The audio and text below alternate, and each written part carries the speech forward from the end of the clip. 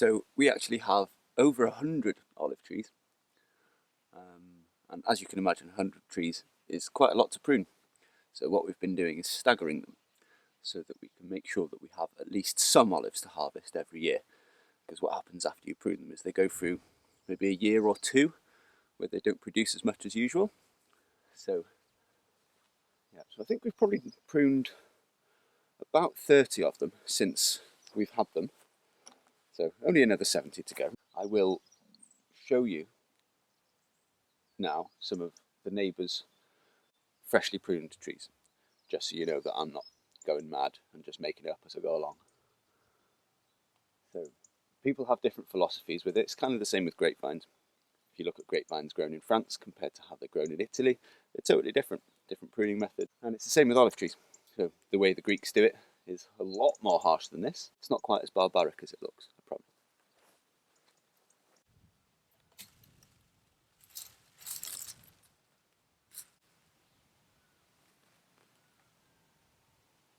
What is that bird?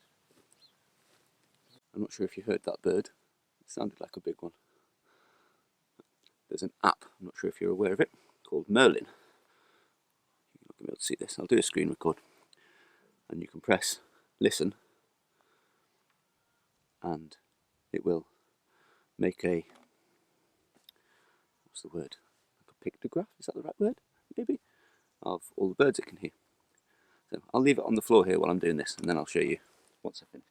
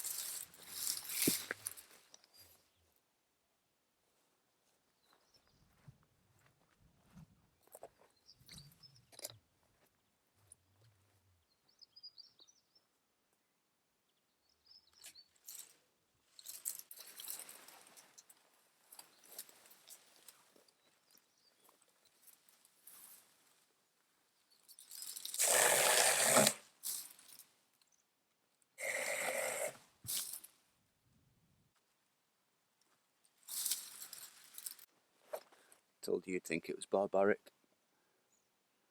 But believe it or not, it would be a lot healthier from this. What happens is, after a few years, they just stop producing anything.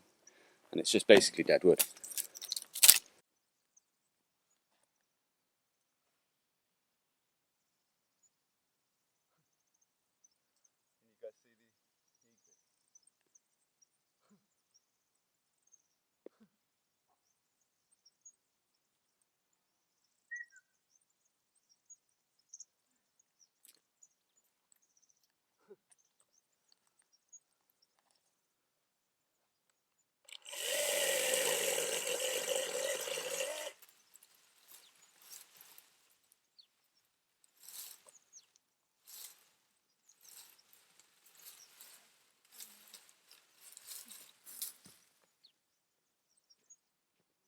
There's a wee bit more light in the centre of that tree. So one of the things with the birds that we have to be careful of here is, I'm going to try and get you zoomed in on this, I'm not sure if I can. So it says that there is a Eurasian golden oriole, which is a migrant bird. So it will be flying up from Africa right now. It certainly won't be here yet. What we do have is a very, very, very good mimic bird called a spotless starling. And in the morning it sits just above our cabin where we sleep, and we've had things that sound like moor hens, like a wader bird, like a duck basically, or a hen. We've had golden orioles, we've had bee eaters. It does a very funny blackbird impression. And yeah, the Merlin bird app hasn't got a clue whether it's real, whether it's the starling. One day I'll try and get some footage of it singing.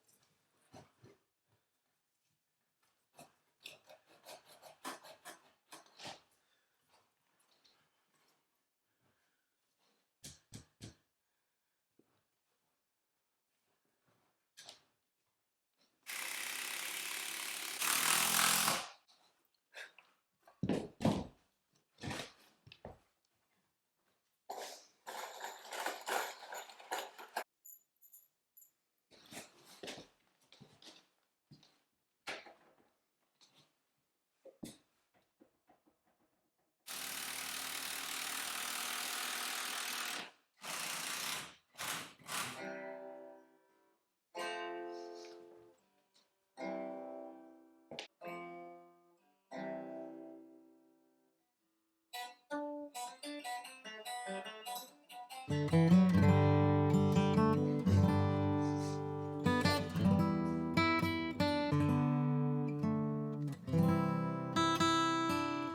we've had a few of you ask why we've not been doing much filming in here. And to tell you the truth, it's because it's quite hard to actually make it entertaining for you. Without just me swearing at the walls in. Plasterboarding is hard, drywall. You can see why people take a long time to learn it in university or college. I saw online that you could use these to fill the corners in. It doesn't work very well. Good old patience, I think, is the way. It's also very dusty, which isn't very good for cameras. So with this, we've been using a drywall mix, a plaster mix, a pre-mix.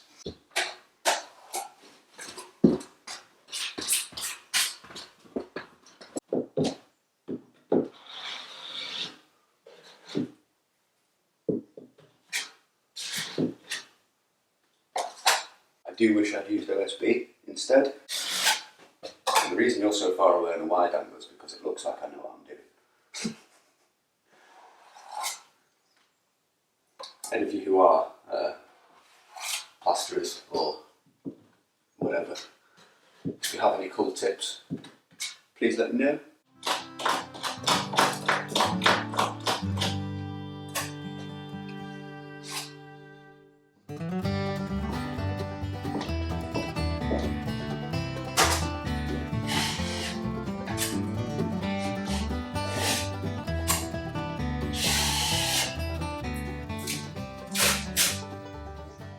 Right, so we obviously have this joint between the two thingies. I don't know whether this is called a butt joint.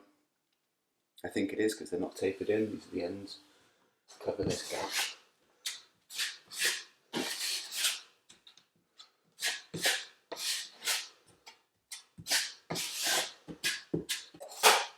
With a clean spatula.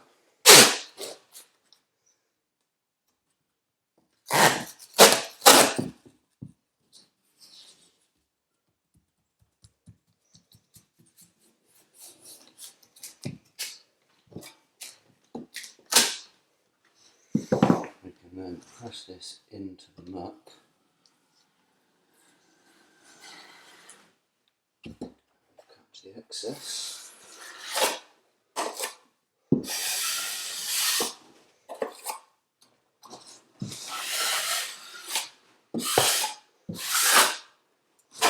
And then put some more muck onto it.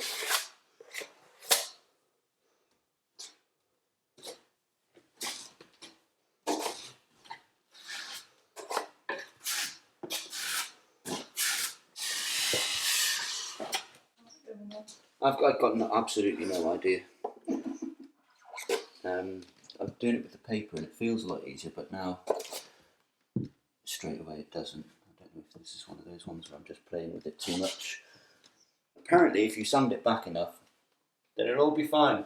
So whilst Johan is working on the cabin, I thought I'd come and do some drawing in the kitchen. I can't wait till we have a big desk space in there when we finish it, but for now this has been my little drawing area. We had a comment from Jessica Zuppi who said please do more art, which I'm really happy about because it's my big goal of 2025 is to really get back into my drawing more, and I thought I could share that with you guys a little bit more too. And one thing I really want to do this year, I've mentioned before, I have an idea for a kid's book about Frankie and burying socks in the garden. I think it's going to be great and I've already started on it and I'd really like to put a lot more time into that this year. So that's one of my big goals. But anyway, the other half of Jessica's comment was to draw a rainbow coming out of the sky, and if you know my work, I tend to do very simple black and white. I tend to do very simple black and white line drawings, but I do really want to learn to experiment more with colour and how to integrate that into my line work. I did do it once actually for a book cover that I illustrated. That was my first foray into colour, so we'll see how it goes. I added that digitally, and today I'm just going to try with some watercolor pencil crayons that I have got. But yeah, I'm a little bit out of my comfort zone with colour, but I just feel like rainbows are the perfect symbol of hope, and with the state of the world at the moment, I think we could all do with a little bit of that. So I'm going to give it a go and see how we get on.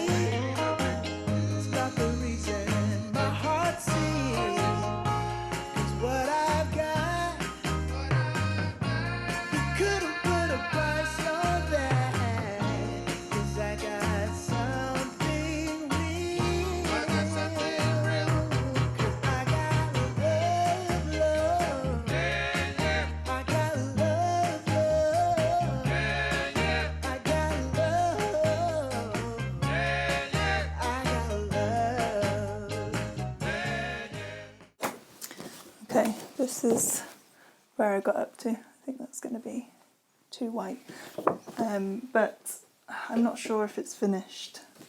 The white sky looks too stark, so I'm going to experiment with some ink and water. I have no idea if it's going to work very well, especially this is my favourite drawing paper, Bristol board, but it's really smooth, it's not made for water, so we'll just have to see what happens. I'm definitely leaning into experimentation a lot at the moment, and if it gets ruined, then I learned something about the process. But before I do that, I would like to quickly tell you about Squarespace, who I am building my Calm Lines business website with, and they are also kindly sponsoring today's video. If you also have a business or just starting one, or you have a passion project that you would like to share with the world, then these days having a good online presence is super important. And that's where Squarespace can help you. Whether you're just starting out or scaling a business, then their all-in-one website building platform is designed to help you easily stand out and look professional from the get-go. They make it super easy to build a beautiful looking website, and you can claim your domain name, showcase your offerings, grow your brand and get paid all in one place. To get started, you'll need to claim the site name, which you can do with Squarespace domains, which makes it easy to find the best name for your business. And there are no hidden fees or add-ons, and the security tools are included, and you can also add on a professional email service. There are so many ways to successfully grow a business, and whether you're selling a product, a service, or even video content such as a course or memberships, then all the fully customizable features are available within the Squarespace platform. If you feel inspired to create your own website, then you can head to squarespace.com/FrankieOffGrid for a free trial and to save 10% off your first purchase of a domain or website using our code FrankieOffGrid. Huge thank you to Squarespace for sponsoring today and continuing to support our channel. Okay, now I'm gonna add some ink and see what happens. It's always beautiful the way ink spreads with water, but it's also very unpredictable. So we'll just see what happens. Let's just get this bit wet first.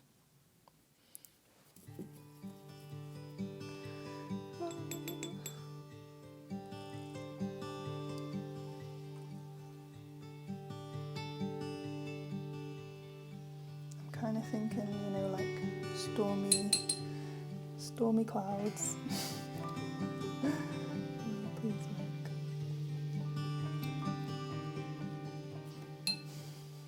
It looks quite nice.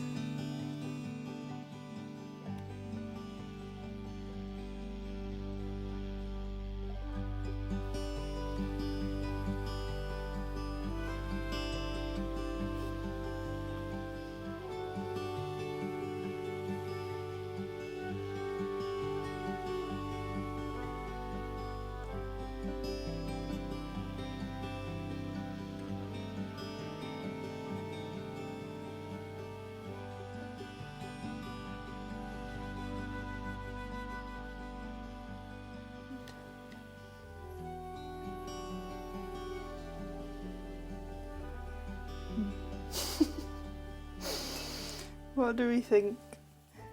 Is this just absolute chaos? There's something quite cool about it. I think it's worked really well. It's still a little bit wet, so I shouldn't really hold it up, but yeah.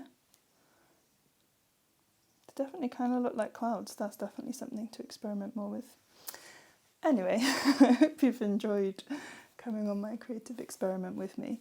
I might put this as like an original drawing in the shop, and maybe I will add it as this month's Patreon drawing. So patrons, look out for this as a digital print.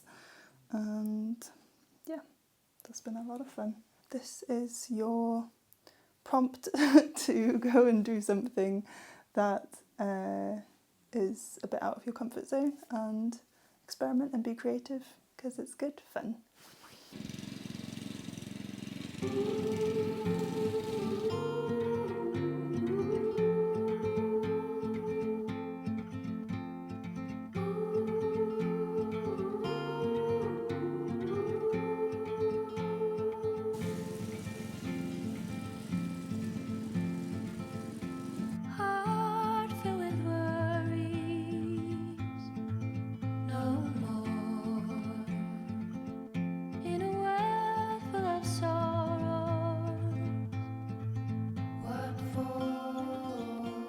The world from the place beneath the willow, the willow. So many years, too many tears on your pillow, on your pillow.